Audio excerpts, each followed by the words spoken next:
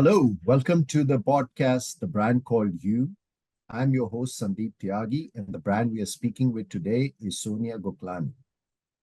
Sonia is the CEO of ClearTrack for last 11 years. Prior to that, she worked for many premier financial institutions like Deutsche Bank, Citibank, Goldman Sachs, and she also served as a consultant with Deloitte for several years before that. She's very active in various fora on blockchain, on securities, regulation, and we'll talk to her about all of that today. Welcome to the podcast, Sonia. Thank you, Sandeep. Thank you for having me on here. And it's a privilege to be part of your ecosystem. Uh, so, Well, let's get started with a little bit of your professional journey. So you started this company, you've been running it as CEO since 2013, ClearTrack. Tell us, what does it do? What does ClearTrack, what is it achieving? so ClearTrack is my baby, which I started on the train, on the bus from New York to Jersey. I mean, while coming back from Deutsche Bank, where I was a director. And while, Dodd-Frank was in the infancy at that point and started building out the tool in the bus, actually. We started drafting out the screens in the bus and with one of my developers. And that's how ClearTrack actually started, the 2 hours commute each way from Princeton to New York. That's where the name was actually coined. We basically, the market that I've been part of, I thought there was a need for tools, but not products, and especially in the derivatives world where, banks and other hedge funds have, major ecosystems of, derivative products like the Calypsos, the Murexes, and their homegrown derivative systems. And there was a need for tools to kind of enhance, to kind of comply with the Dodd-Frank regulation. And that's when we started our journey working in that space. We complied to the ISDA 1.7 to 1.73 regulation and built out a limit utility for a hedge fund. Well, initially, they were the pilot client. They invested in us. And so that has actually worked for us in some ways, because when you actually work with a client, you can actually build something that's just not it's just not a product that you have to go and make a market for. You actually build something that's working for a client. They are your first client, proof of concept you do with them, or the MVP you do with them. And then we had a license and we went and sold it to other clients. One of the exchanges is deploying it. They actually took it, and we have continued to support them. We've done it mainly for interest rate swaps, CDSs. We've deployed it at some of the premier institutions, which I can't name because of my contract. Well, just to clarify for our audience, you use several terms. I'm just going to give a little bit of a color. So Dodd-Frank is a U.S. regulation named after two senators who proposed and put together the bill. It was put in place to help make financial institutions more secure, have a better control on the risk they are taking, and your organization helps measurement of those risks that people are taking on their trading agreements. Is a type of a trading agreement where you are lending money as well as allowing people to margin on their trades, and therefore there is risk. You have a lot of money involved, leverage involved, and how that risk is measured and controlled, and therefore what adequacy of capital is needed. Lots of things go into it. So is that a broad description of what your company makes possible? So we only did a very small subset of the whole Dodd-Frank, which is just in terms of the transparency that the regulators wanted in terms of what kind of trades, let's say a BlackRock does, or JP Morgan on a particular, kind of a derivative contract. And also, in slicing and dicing it by currency or by region. So that's what our product, essentially, our tool, actually, I would call it tool, did. And Dodd-Frank, just to give a summary of Dodd-Frank, it actually stemmed from the 2008 crash, I mean, because of mortgage crisis. So the regulators kind of wanted to figure out what's happening. We don't know. I mean, who's hedging with which particular bank. I mean, what is the outstanding notional, let's say JP Morgan has towards, Soros, or Citigroup has with another, and there was no standardized pricing. And so if you look at any asset class that has evolved over a period of time, standardization comes at a certain point in time.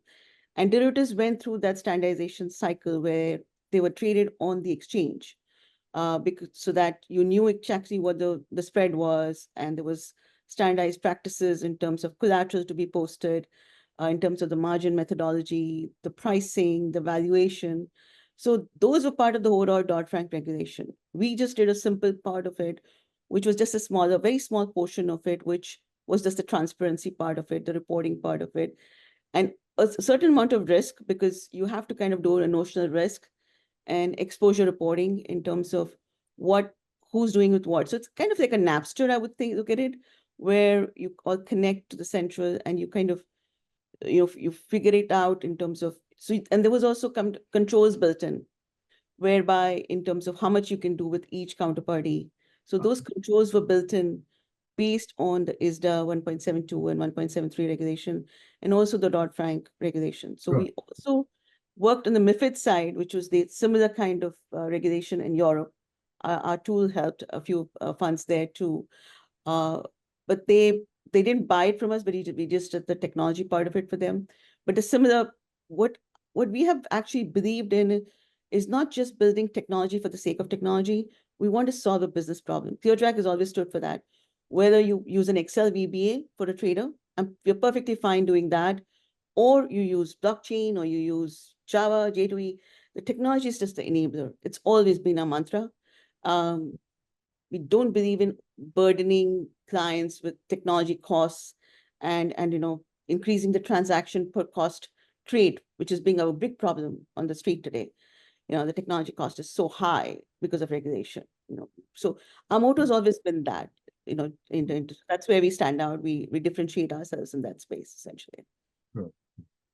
Well, let's talk a little bit about the actual journey of building a business. So a lot of people have these commutes where they are traveling back and forth between New Jersey and New York, going to Wall Street, doing lots of things. But very, very few actually do then start a company. So tell us a little bit about what was the image and the vision you had in your mind, and some of the milestones that have happened over this journey for you, good and bad. You may have had obviously pleasant surprises and setbacks, but what have been some of the big milestones in building this, and how have you dealt with them? It's been a tough journey. I wouldn't say it was easy. There were times when you wanted to give up and say, hey, you know what, let's go back and make your paycheck, which is easier. I mean, you get a pretty fat paycheck. Why not do that? But I don't know if I call it, the businessman in me. This is not the first venture. This is my third venture. Mhm. The first venture was when I was in India. I started a practice there as an architect. And then I came to this country. The second venture was a staffing company, a consulting company I built, took it to 40 million. So that was I did for somebody else. I didn't make money. I'm not a partner there. So the kind of like a third venture in some ways.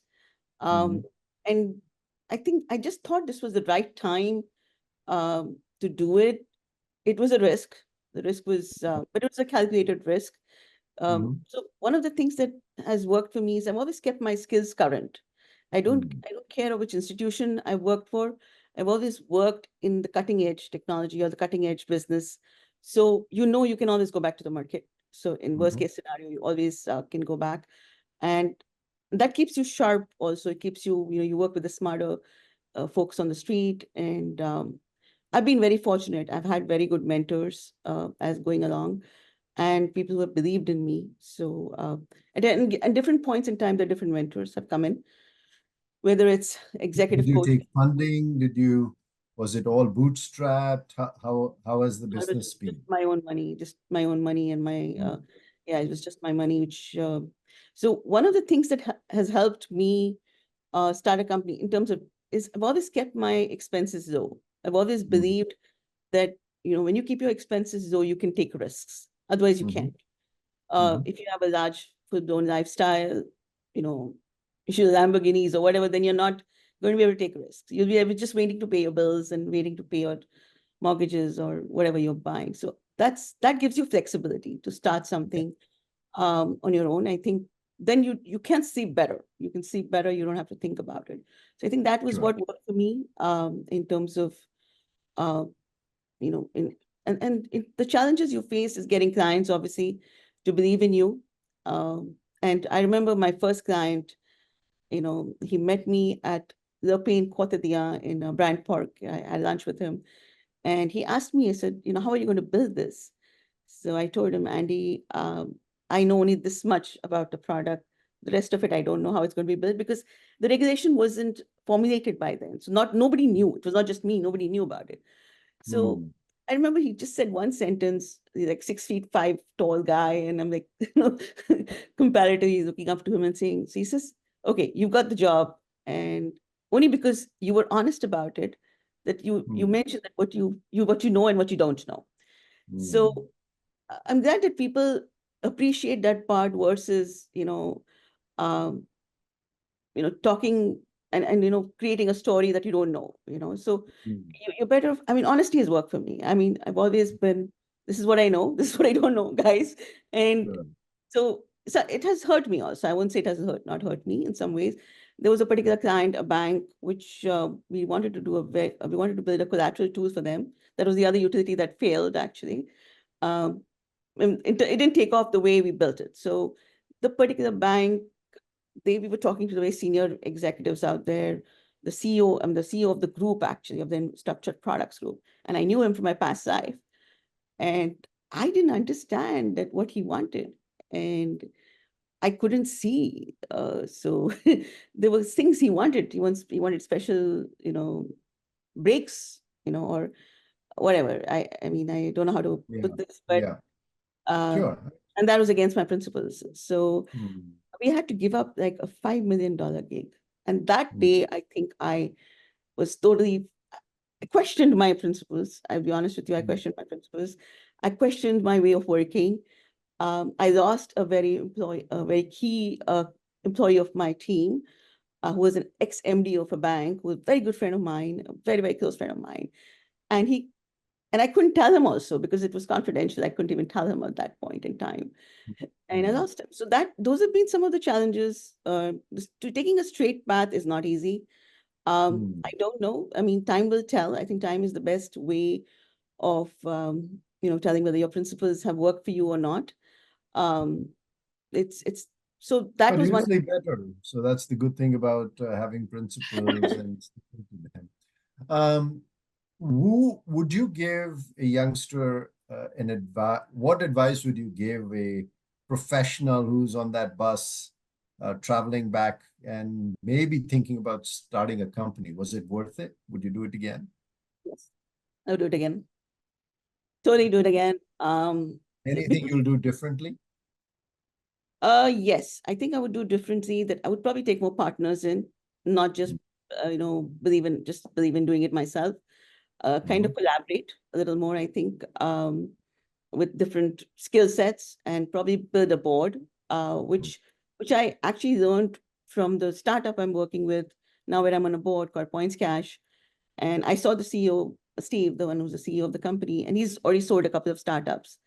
And what I learned from him, which I think I could have done, he had a very good marketing plan.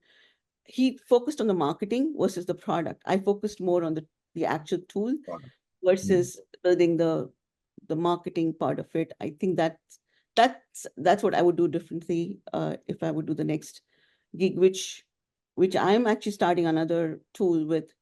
Uh, it's a mortgage-based tool.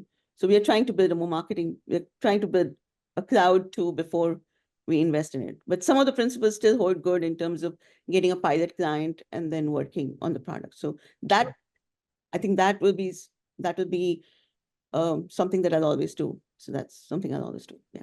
I also notice you're very active in several task forces on digital assets, blockchain. Talk a bit about that. How do you see that? Which of these many engagements that you have If you'd like to talk about one that you think is creating real impact, tell us about that and what are you doing in that particular area? So it's the blockchain digital assets market. I kind of separate into three aspects of it. A lot of people confuse crypto, blockchain, and digital assets together. Blockchain is just a technology, digital assets is the industry, and crypto is the actual asset class that you trade. And people kind of put it all under the crypto umbrella and say, hey, crypto is, and it took me a while to figure that part out. I'm not saying I knew it right away, but it started with a client, a hedge fund, who approached us and said, hey, how can we hedge our Bitcoin trades with the CDS interest rate swap? That's how the journey started into the Bitcoin space and the blockchain space. It has been an interesting journey with a lot of highs and lows, especially with the technology adoption, with the different platforms that are there, Hyperledger or R3 or whatever. I've been part of those consortiums. I've spoken at a lot of forums on the technology and the impact of it and how this new technology and the asset class is going to revolutionize the marketplace. So I sit on Wall Street Blockchain Alliance's board and I run their tech and product group there. And I've been doing it for like What is 5 the years. alliance? Tell us a bit more. Who are members? What is its objective? And what influence does it have on which way this technology will go? Yeah, so Wall Street Blockchain Alliance was started by a gentleman by the name of Ron Caranta. And most of the people are banks and lawyers and accountants, tech people from the Wall Street, basically.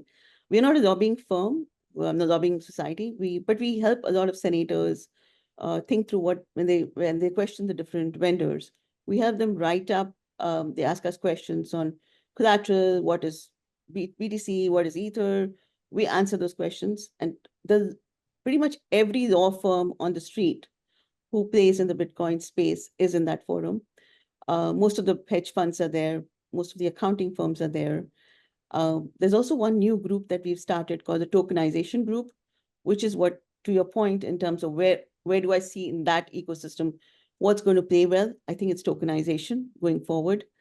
My prediction is that as a lot of assets are going to be tokenized, for the people who don't know what tokenization is basically a digital form of a security, basically a digitized version of, and anything can be digitized for that matter, so whether it's, a gold contract or diamonds, there was a diamond token that came out recently. You could tokenize your bonds. Bonds is one of the key targets at this point in time.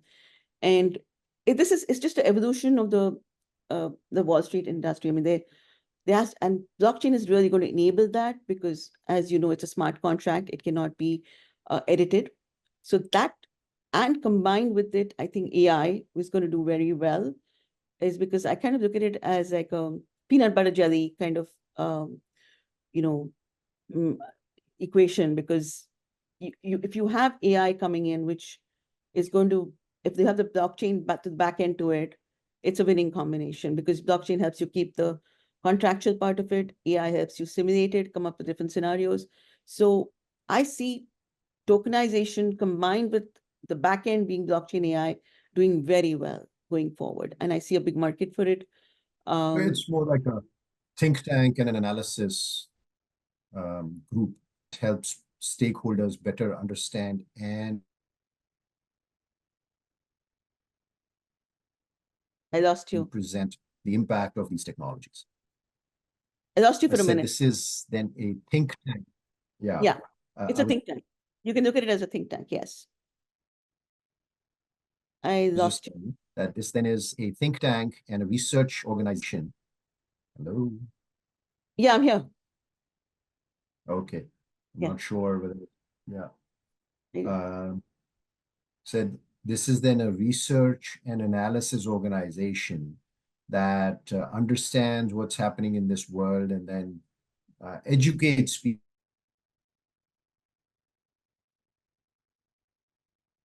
are being brought in to buy these technologies. Is that the role of the organization? I would call it an industry forum where you're trying to influence a particular industry in terms of what kind of make a market also in some ways. you want to kind of educate them, and you want to kind of make sure the regulations are in favor of what, and but at the same time not being a lobbying firm, not being a lobbying firm. So and people, talk to each other very freely. We have our meetings at the Harvard Club, and it's a very, very good consortium in terms of the quality of talent and the thought process, in terms of we have people from universities coming in. Pretty much every crypto firm or every blockchain provider has come and spoken with us, and they're presented. You can actually go and you look at the YouTube channel in terms of who are the vendors we brought in. You can actually look at that. Let's change gears. Let's talk a little bit about your personal journey. Tell us a little bit more about where you were born. What were some of the earliest influences in your life that shaped you into the person you are? So I was born in Ahmedabad, but I grew up in Pune. My parents are nuclear scientists. My dad built the nuclear bomb for India, which was going to be deployed in Kargil. And he worked with Abdul Kalam, the ex-president of India, who was the defense minister who championed the whole effort. He was a low-profile man, and I think I was influenced greatly by him. He instilled the right value system, believed in, himself, came from very humble beginnings because of the partition, even though we were very rich back in Hindustan. But when we came to India, he had no resources. So, but he never complained. He never complained. And so I think he was the major influencer. I lost him last year. And the other, I think, was my grandfather, my mother's father, who was a judge, the High Court judge, and then he was also the Secretary of Legal Department for the Gujarat government. He translated the Constitution of India in Sindhi. He was awarded that prerogative by Nehru and Indira Gandhi.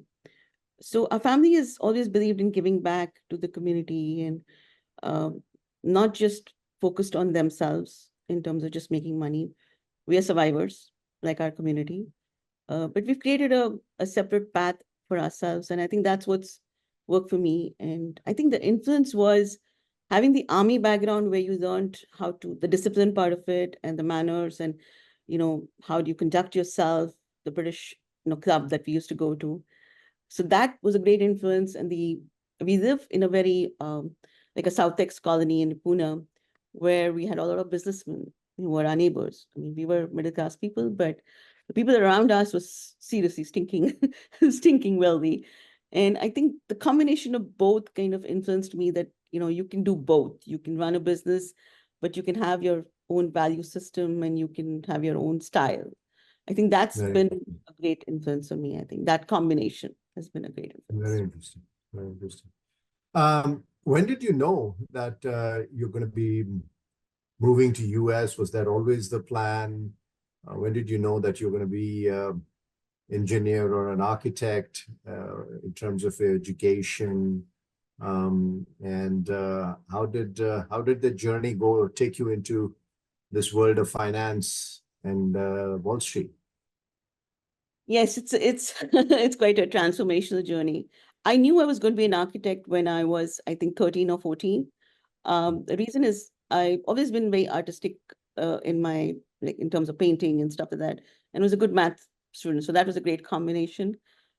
So I got admission in medical engineering, but I wanted to do architecture, and I was very passionate about it. Went to one of the best colleges in Pune, the government college. I got admission elsewhere too, but my parents didn't want me to get out of, that's how it was for girls back then. You couldn't stay in a hostel back then. And it's fine. I mean, that's, I think it was a good decision. No complaints. I was actually recruited by a person called B.V. Doshi, who's a Padam Shri winner. So, one semester of our college, he selects only 2 interns all over India. And I was selected to work for him. And I went to Ahmedabad without my parents' knowledge initially, and then I had to tell them that I'm going. But that was another great experience, because I got to meet the MIT professors who came from there. I met Hussein, who's one of the very famous artists. We designed the Gufa for him, which is in Ahmedabad, which is well known. It's a very well known place there in Ahmedabad. and the Ahmedabad Stock Exchange. So that's Mm. where the actual, so when we met the traders there, and I saw how they functioned, and Mm. it's the mindset they had. And I still remember Mr. Doshi, we were standing there and he said, they wanted smaller offices. They wanted more offices, right? The trading office. And he explained to them, he could tell stories. That's where you learned how to tell stories. He was a great storyteller. I mean, he is a Mm. good storyteller. He's 90 plus. I mean, he was, and that's why I can see he got the Padma Awards that he's got. And the way he convinced them, the way he told them the story of finance, he explained the story of finance, how it's evolved, that got me excited, honestly. That was Mm. my Mm. first exposure to finance. I was always good at statistics and math. So that was, and then when I actually got a job here and I came, but then honestly, it wasn't planned, but there was the IT boom going on at that time. And that was the way to get your green card. And so I Mm. switched. I honestly switched So to then you shifted to computer science and started doing. Very interesting. yeah. So I Okay, studied. well, seeds were sown at a young stage, even though you were in architecture, but you got exposure to the stock exchange. Interesting. Yeah. So Um, that was the key. That's what led. It kept doing projects in finance, and mhm. that was my segue into the financial world.